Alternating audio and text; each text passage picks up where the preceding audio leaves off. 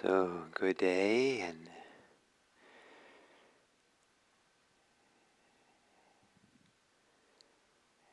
I certainly feel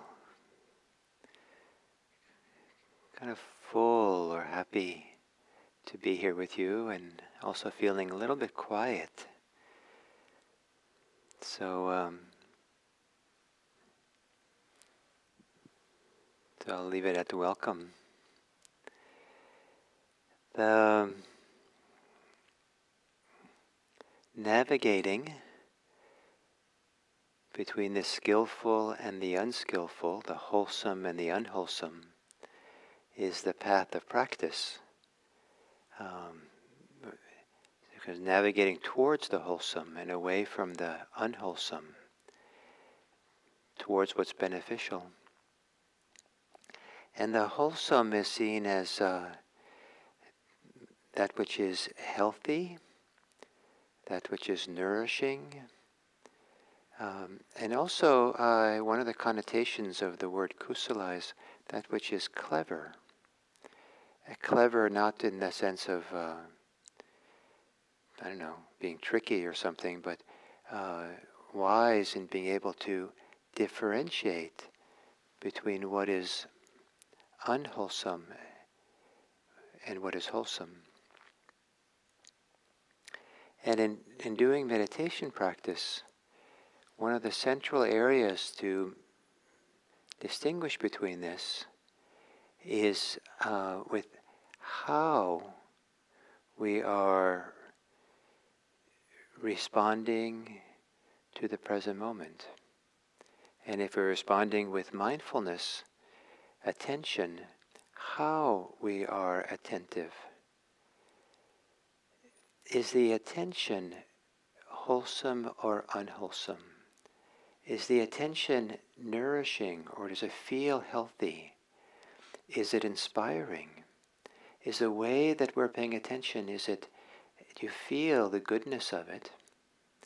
As opposed to paying attention, which sometimes people use their attention in practice, both for mindfulness and for concentration, in ways that if you really pay attention to it, would not feel so inspiring or so beneficial. There's straining and pushing and a sense of heavy duty and ideas of I have to do it right, I'm not good enough for this, and this is so hard, feeling of discouragement.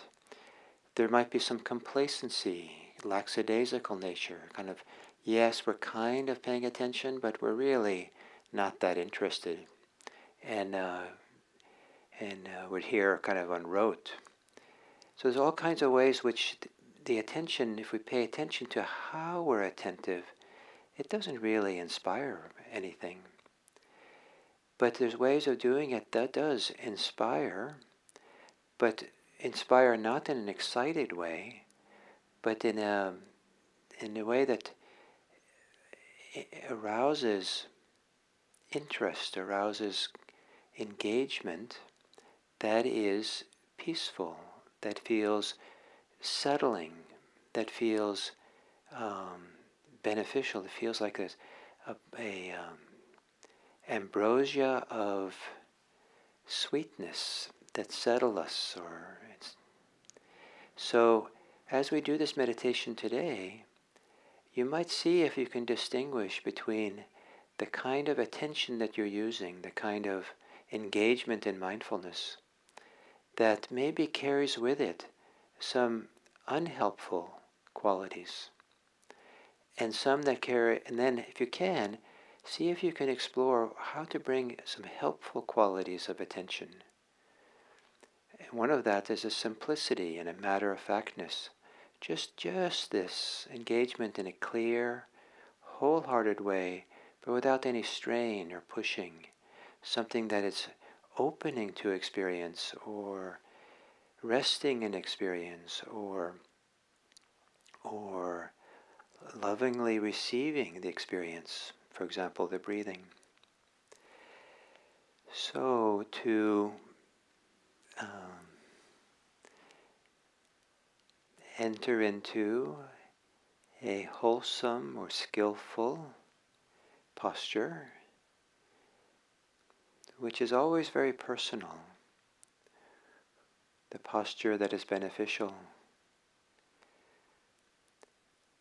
And take some time in adjusting the small details of posture that gets things kind of lined up.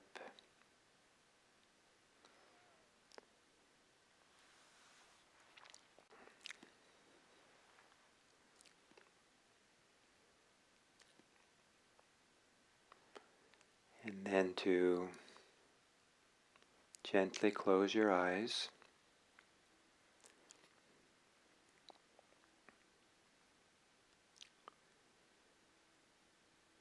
And this moving towards the wholesome, to what's beneficial, begins right away, can begin right away.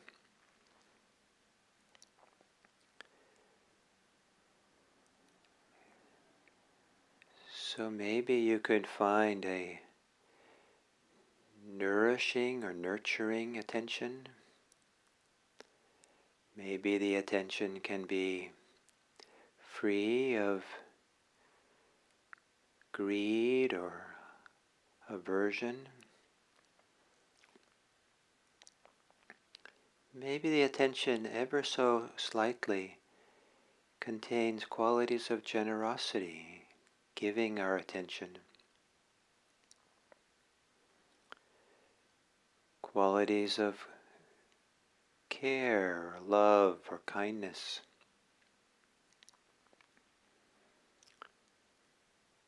Maybe valuing, appreciating attention itself, and that we're attending to our experience.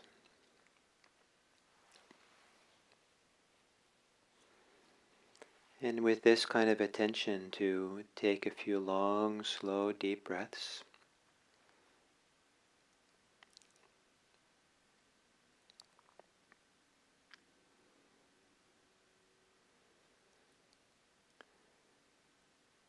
Settling in as you exhale, relaxing the body.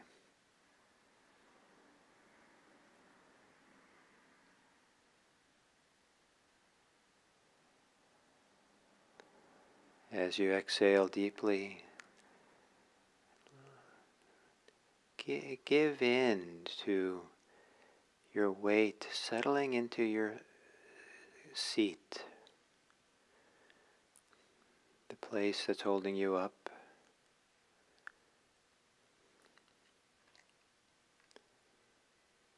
And letting your breathing return to normal.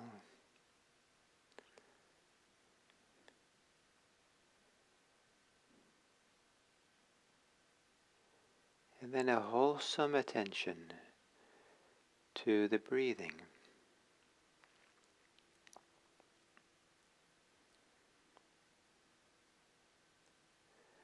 Or noticing any unwholesomeness, anything that's not inspiring about the effort, the way that you're attending now to your experience.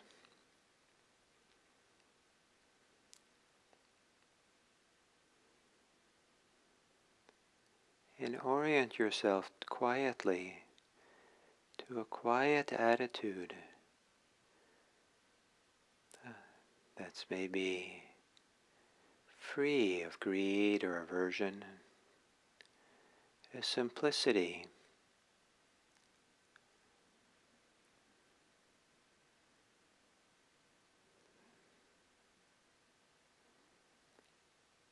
And as you exhale,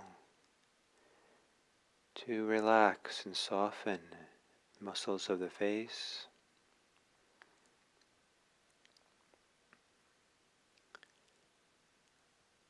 relax and soften the shoulders,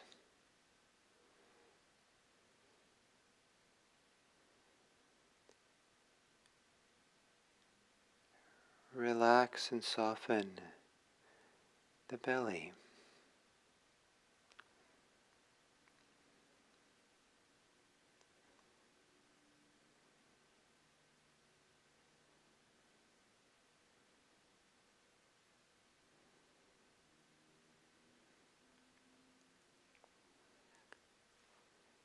This dedication to the wholesome means that even the effort to see the wholesome and avoid the unwholesome is done wholesomely, not anxiously, not with the idea that you have to do it right, that there's a wrong way, that you're good or you're bad. Just a simple appreciation and recognition that if you're doing it in an unwholesome way, there is a better way. Rather than there's a right way, there is a nurturing way. So we're not condemning anything or condemning ourselves. Just they're here to attend wisely, carefully, lovingly to each in-breath and each out-breath.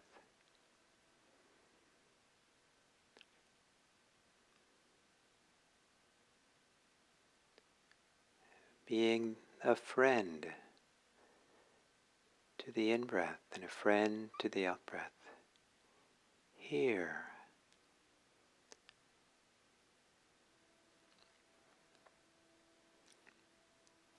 Attending to the breathing in the wholesome way that you would attend to someone you cared for a lot.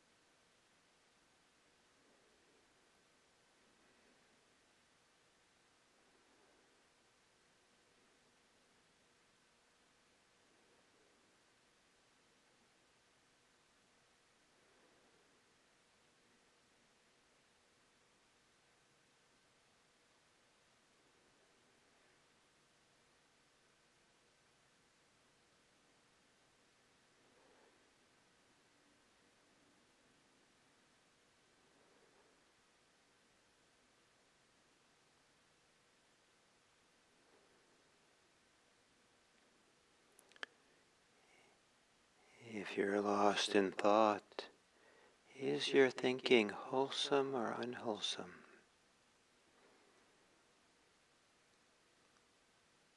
And even if the thinking is wholesome, maybe it's not nourishing, supportive for the wholesome presence of mind in the present moment. So let go of your thinking and enter into the world of attention, awareness.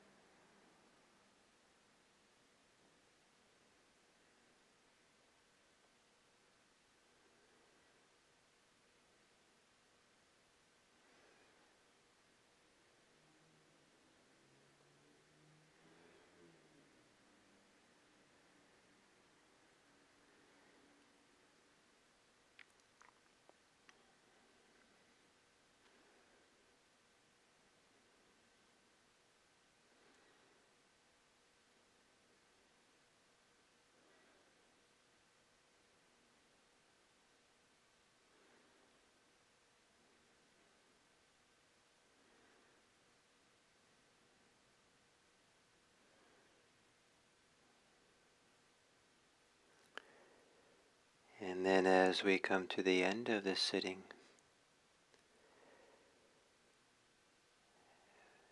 it's a time to turn our attention outward into the world that we will maybe encounter today, of other people, activities. And here too, the Buddhist orientation is to avoid being in the world unskillfully, unwholesomely, but to orient ourselves to what is wholesome and beneficial, inspiring and nourishing.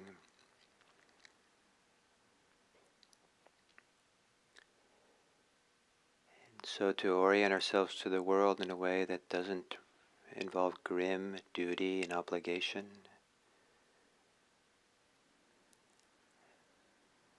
but rather has a kind regard for others, a care for others, compassion, love, friendliness, that is not forced and not, in a sense, required,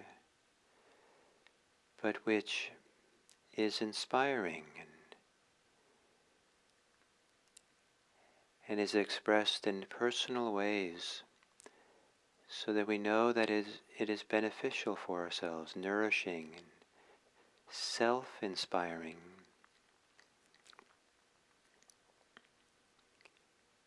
And that way, how we relate to the world and to ourselves becomes part of the path of liberation and freedom, because it brings these good qualities to the forefront in our lives.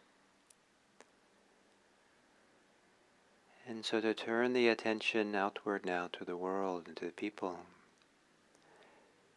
and in your own way, gazing upon the world kindly, in your own way, having thoughts of well-wishing, goodwill for others, in a way that you feel good about having. It's like, because it's your own way, to the extent and interest that you have.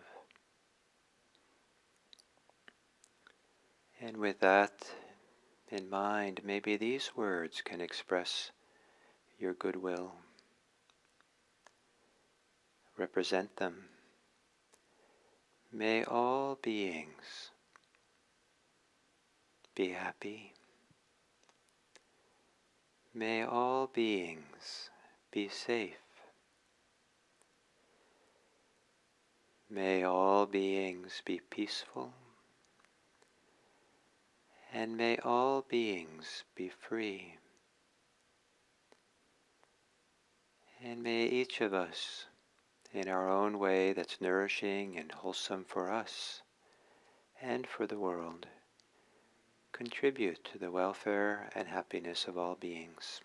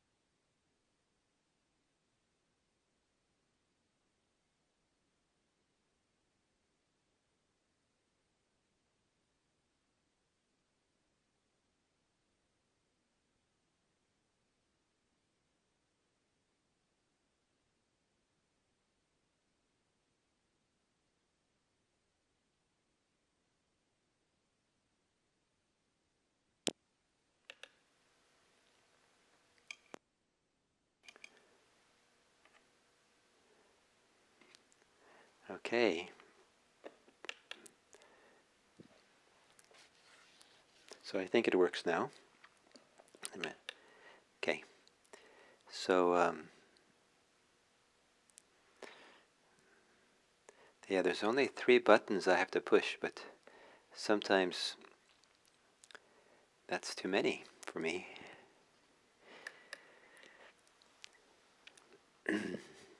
Okay, so the in talking about wholesome and unwholesomeness this week, that today I'm going to talk about the unwholesome. And I think that understanding what the Buddha's teachings are on this topic, or how he saw this topic, that it helps us to study and investigate how it is for us personally. And so it gives us kind of ideas or orientation to really see what the impact is of some of the attitudes we have, some of our behavior, some of the ways we speak, so even some of the ways we think. Because some of that, maybe occasionally, can be unwholesome or uninspiring or unskillful or unbeneficial.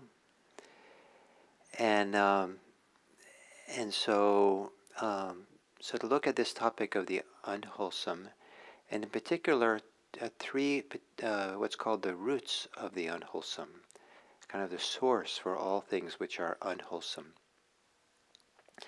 So first, the unwholesome is described as involving suffering in this very life, involving stress in this very life.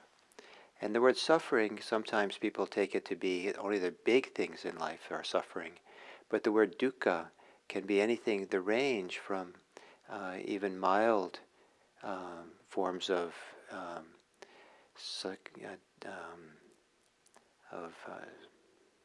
stress, or of not just discomfort, because that's too broad, but mild forms of distress, mild forms of the mild forms of suffering. And so the unwholesome, whatever is unwholesome, always involves some degree of dukkha. Buddha goes on and says it involves vexation, despair, and fever. So those are strong words. So we have to understand there also that there can be mild versions of it. And but it always involves some kind of way in which it harms ourselves. That there's a kind of self-harm involved. So and it involves discomfort. So unwholesome always involves dukkha, harm, and discomfort.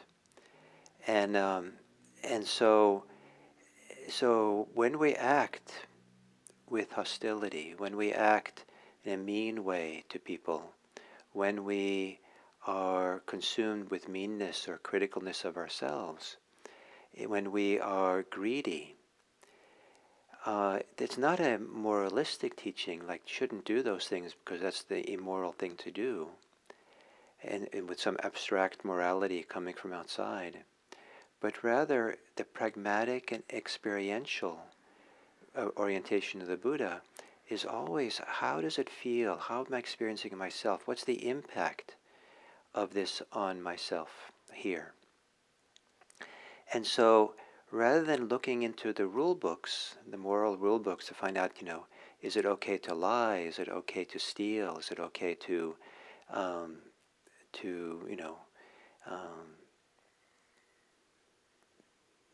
gossip negatively about my friends? What we can do is, in practice, and this is why mindfulness is so amazingly useful, when you develop strong capacity of self-reflection, self-awareness, you don't go to the rule books, but you go to your own heart, you go to yourself, and you see what's the impact on this, on this behavior, this attitude, this way of speaking. And it's possible with heightened sensitivity to feel the way that it causes suffering for oneself, pain for oneself, discomfort for oneself. It's not nourishing, it's not inspiring. In fact, to really be mindful and see some of the impact in the way we are, some people actually get disinspired. They get dismayed and discouraged, and they feel the way some of this stuff, even though some of the ways of acting unwholesomely are energizing, and people feel the pleasure of being alive when they're hateful and angry at other people, there is a way in which it really is draining some essential vitality and goodness within us, some wholeness, some being really connected to ourselves, because the kind of anger and many times this unwholesome behavior is, the focus is outwardly directed in such a way that we are out of touch with what's behind that outward movement. And that's true for ourselves as well. If we're really mean or critical of ourselves, then there's a way in which we treat ourselves as an object, and we don't see what's behind it. We don't see the way that we're aware. We don't see the impact it has on closing us down or contracting or the discomfort of it. So this reference point of the impact that our attitudes, thoughts, speech, behavior has, and really taking that in a deep way. I've known people who've only experienced the impact of their behavior, what they've done, years later, where they finally kind of woke up and they were just shocked. Like sometimes it came like lightning, like, oh my, wow, I can't believe it. And I really hurt someone. And so it's better later than never. But even better is to feel it right away.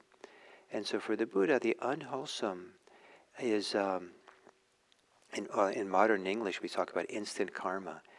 There's this instant way in which, simultaneous to acting on it, we can feel how it's debilitating or draining, or it limits us or closes us off and compartmentalizes ourselves, so we're not really whole and full anymore. And this is vexation, despair, and fever even, when it's really strong.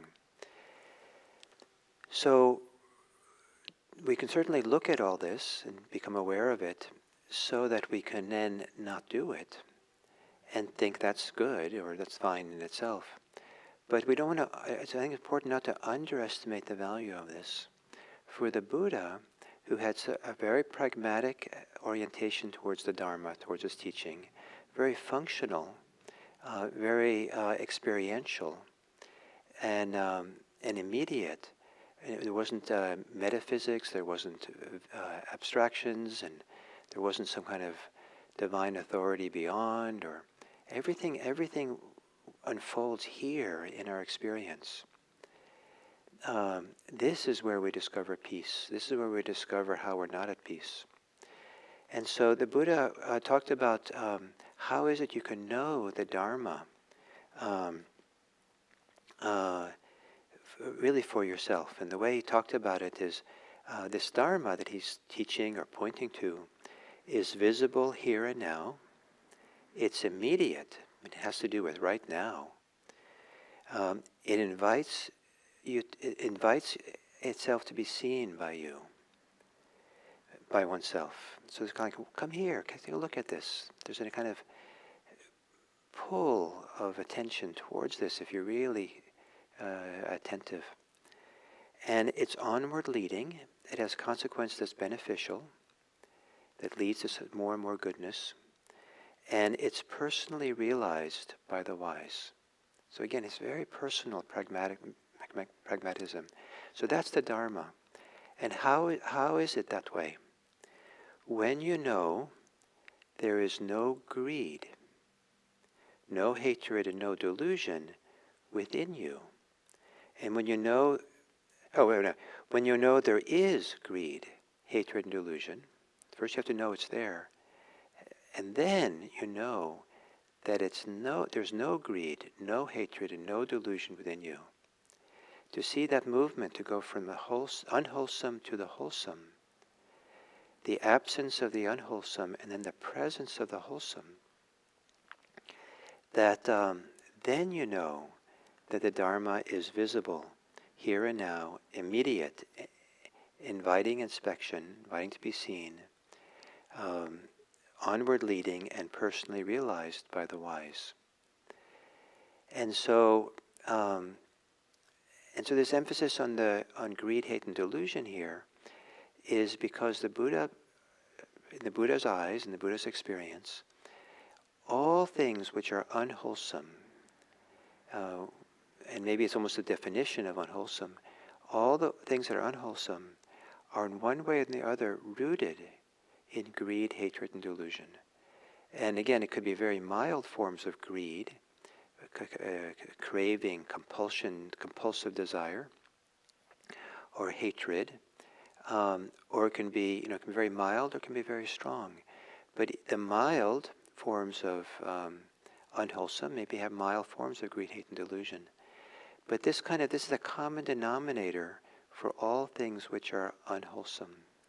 And so that's why to really get down and see underneath our behavior and see the greed, hate, and delusion and let go of it, have come to an end of it, that is how we see this pragmatic teachings of the Buddha, or the orientation of the Buddha, this experiential approach that he has, which is very personal, because this is only something that we can know for ourselves in the way that we experience and know it for ourselves.